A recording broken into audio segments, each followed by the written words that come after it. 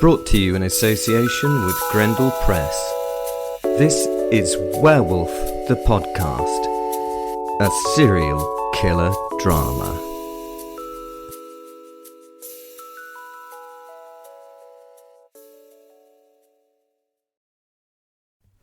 Hello, this is Werewolf the Podcast, and this is a continuation of the series for Joe Rogan, the eating and meeting and greeting of, well, maybe eating.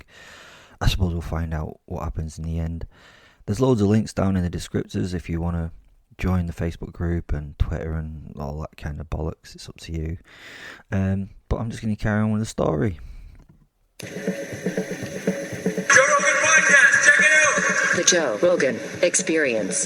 Train by day, Joe Rogan Podcast by night, all day!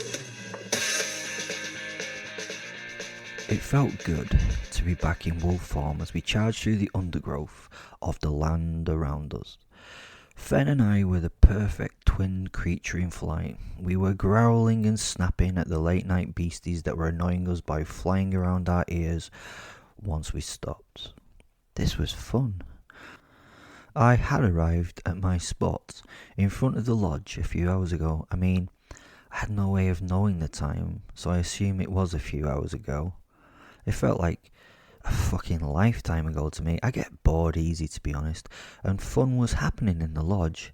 Great smells were coming from it, and I could hear the people having fun. I was just ADHDing away, to be honest. It was difficult to stick to the plan, but then it happened. I saw the front door open and the guy swagger out. He sat on the veranda and took a swig from a can. This was a little unfair that I had to sit here in the fucking rain while he sat there just enjoying the evening. The fresh rain was not an issue for the wolf, but it was on and off all the fucking time. He'd get almost dry, then it would fucking pour down again. It was not like normal rain, it was like, I don't know, like God was having some kind of huge piss party on and off. And 100 yards away was a warm, cosy building serving very nice smelling food. And I could also sense the Lefroy single malt. So tempting. The man on the steps looked like a proper outdoorsman. In his right hand he held a can from which he drank. You could see that this man was seemingly cut from teak. A tough hombre, I'm sure. The door opened for a second time and another man came out onto the deck and hollered greeted to the seated man. It was him. The Joe Rogan. Not Joe Rogan, but the Joe Rogan. They laughed together and the conversation turned to thought of the next day's hunting as they discussed the where, when, ifs and whats. Well, I could get this over with right now. I started to walk over to them from the opposite side of the track.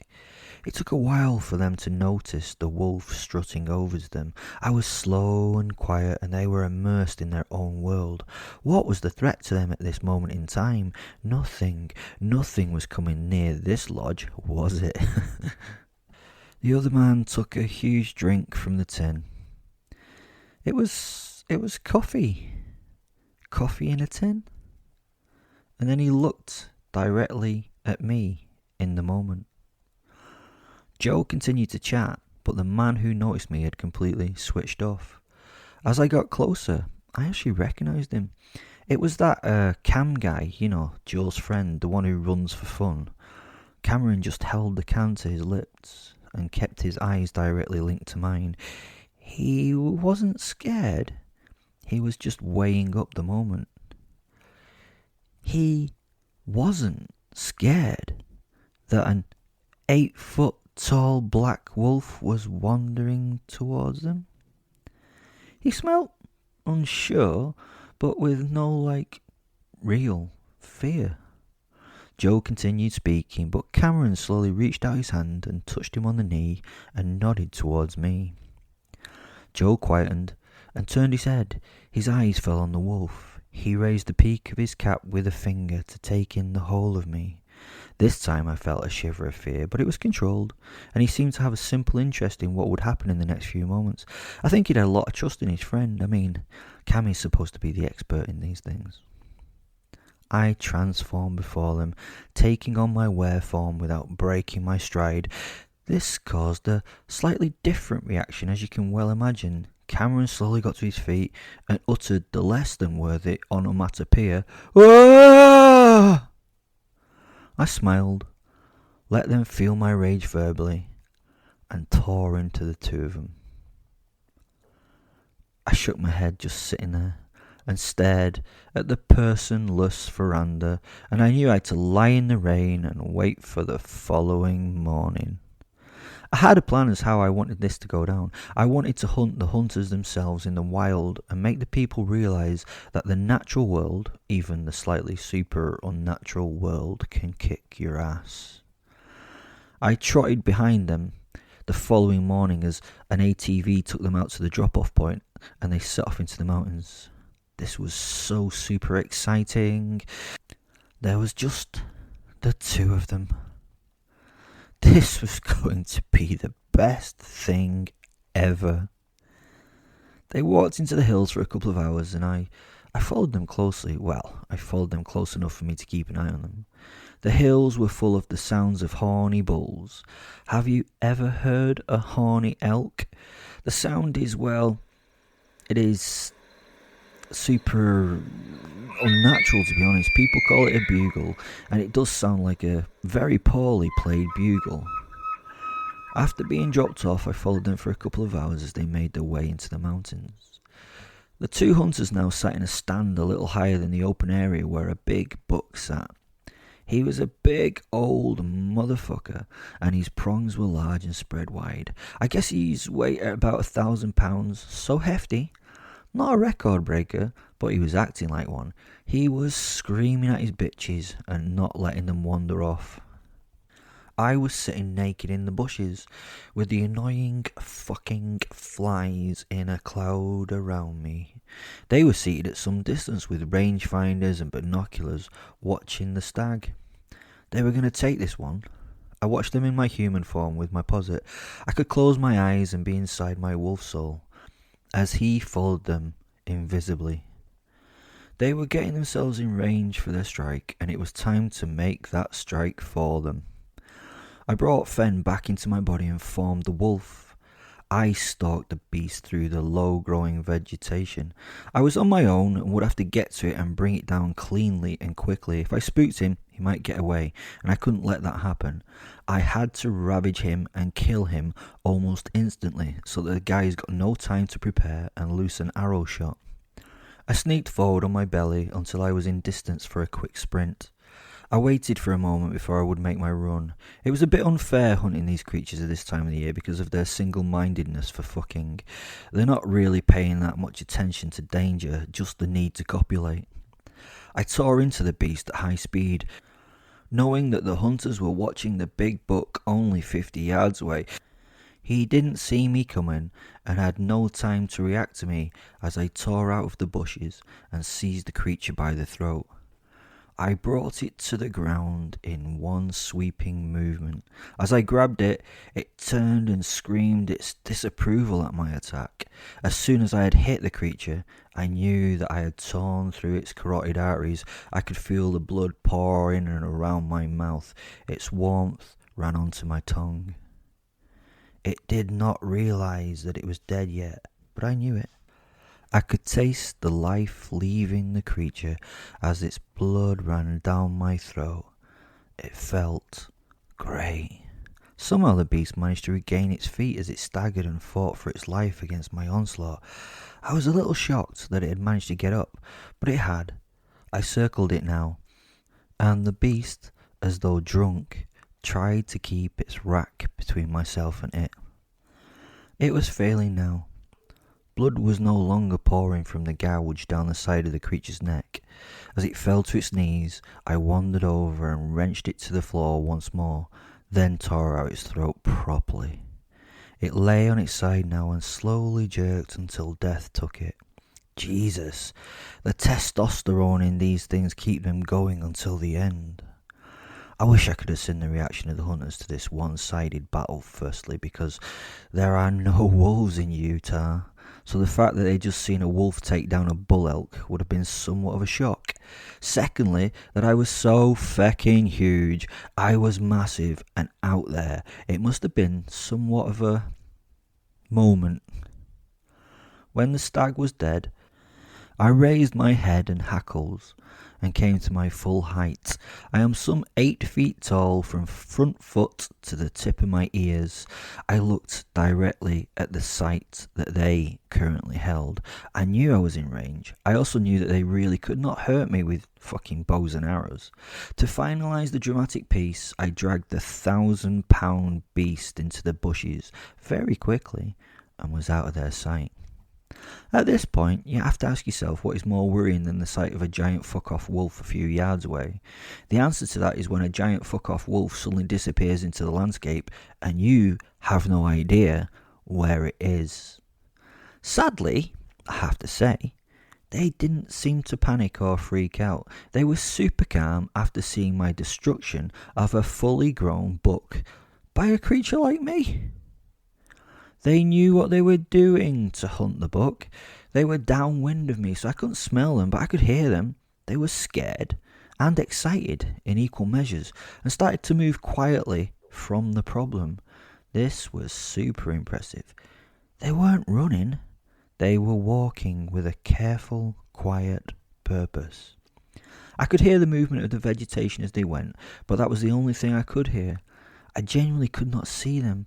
They had obviously dropped the orange twat hats that they were wearing. It must be so that other hunters do not confuse them for trees and bushes.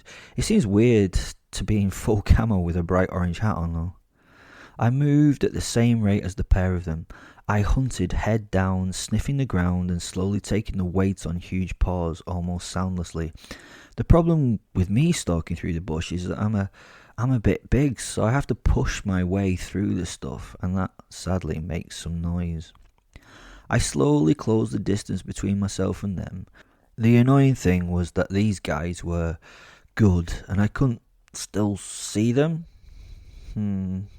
That was very strange. I mean, I'd been taught by special forces how to do this shit, and they were doing better than me at this point. I got to the spot that they had been when they'd watched me take down the buck.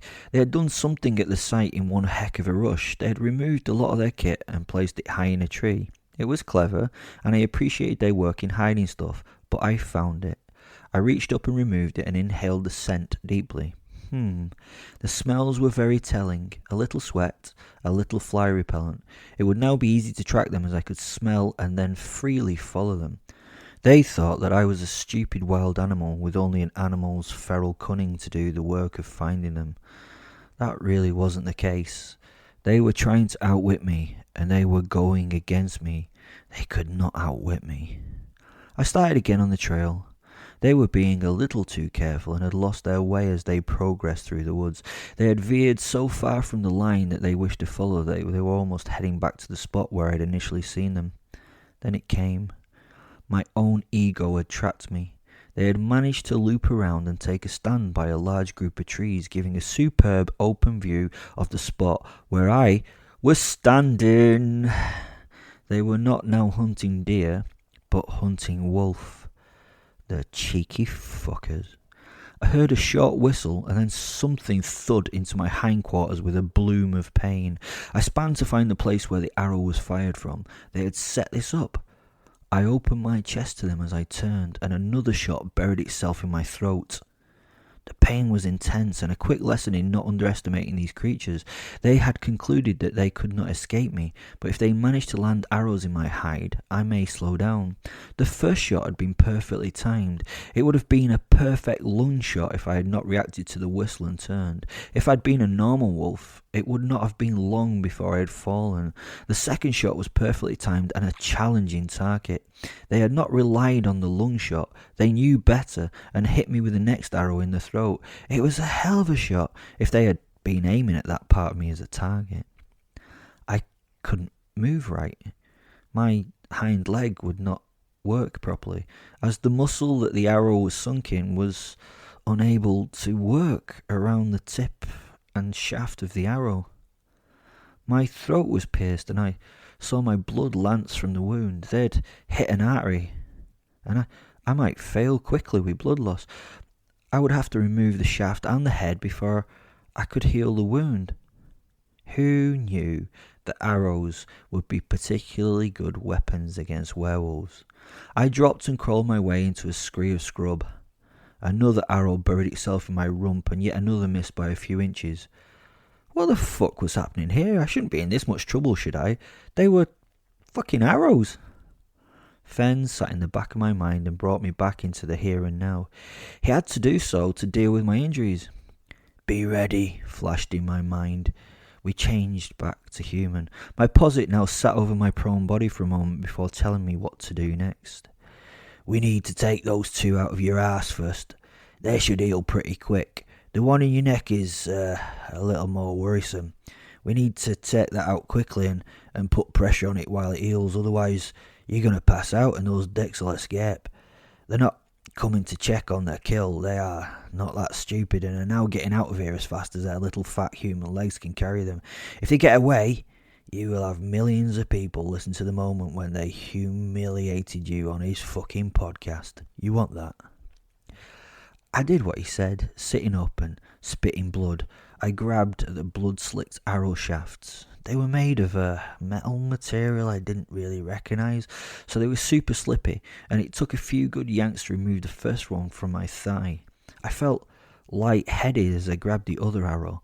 Blood pissed out all over the ground. Not yet, Will. Let that wound heal before we get the other fucker out.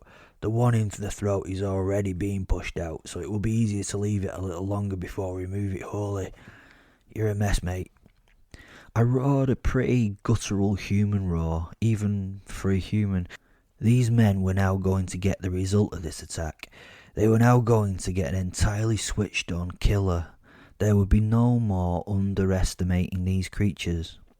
Now, Will, take out the other shaft. I pulled on the shaft.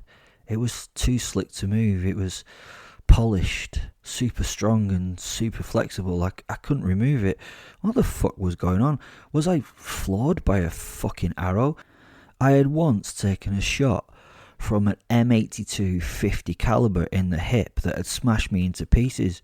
I'd rebuilt and been okay from that, but the body could easily fix itself. It could rebuild because there was fuck all getting in the way of its healing. Bullets just got pushed out. But this wasn't happening with these fucking arrows. They were stuck in there like a leech up a hippo's ass. Fen, I can't get it out. I can't get a grip on the fucking thing. Was brought into my head. Well, the only option then, Will, is to push it through the muscle and out the other side. You are obviously fucking kidding me. That means I have to push it through the thickest part of my leg. I kind of wasn't happy with this, and my poor posit, well, he was only trying to help me. There was a silence. Then he started laughing, which made me start to laugh in turn. Okay. I slammed my hand down on the knock of the shaft. The arrow tore through the leg and out the other side. Oh my goodness, that stung. Well, stung like fuck. Well, stinging like fuck was a bit of an understatement. It hurt a lot. There are not the right words to explain in the English language, really, how much it hurt. I now sat watching the wound slowly heal. Thank fuck for my supernatural magic healing bollocks. The one in my throat was next. How was I going to get this one out and not pass out and waste a lot of valuable time? I had to get these bastards before they managed to get themselves to some kind of safety. Otherwise I would have to do some frontal assault on the lodge before they left. And who knows what kind of firepower they may have in there. I mean, I had just been humbled by medieval technology. Well, I suppose the modern version of medieval technology. Maybe they would kill me with pea shooters and beat me to death with down pillows. I grabbed the shaft of the throated arrow with both hands and pulled as hard as I could. The arrow shaft bent as my hands crushed it and it slipped from my grip. Ah! More blood spewed into the night from the wound. I now really did feel dizzy, and I don't think my body was making blood at the same rate that it was leaving. I had to get this fucking thing out. Again, I punched it through the neck. It came out the other side by my spine, and I had to draw it out slowly so that it did not slip from my grasp. I was sitting in a huge puddle of blood and feeling myself drop in and out of consciousness. Once the arrow was out, I felt Fen enter my body and transformers to aid my recovery. Then there was blackness. I woke a few minutes later. The arrowhead was on the floor and looked like some kind of medieval torture device. It was a broad head, but about halfway down there was another blade. Well, not blade, just a piece of triangular metal at 180 degrees from the front. They looked like a cross, sharp at the tip, wide and dull at the back of the head. No wonder I couldn't pull this thing out. I tell you what, you werewolf hunters, get these things on your list of weapons to disable a werewolf, because these hunting tips and shafts just did that. I could not have been out for long because the blood I lay in had only just started to thicken. I rose as my wolf and shook myself to try and clear my sight and my thought. Then I did what I knew would create the most fear in these running men. I roared the loudest and most grating rage-filled roar into the night. This would hit those parts of the monkey's prey strands of DNA and cause the ultimate fear in the cunts. I fucking hoped. Now I turned and followed. I ran into the night on the scent and did not care about the noise I created. I focused on my environment. There would be no more chances of traps. I was now the hunter, and I would be doing the trapping. Thanks for listening. You can support the show by buying me a coffee. There's a link in the description. Love you very much. You're all wonderful people. Bye.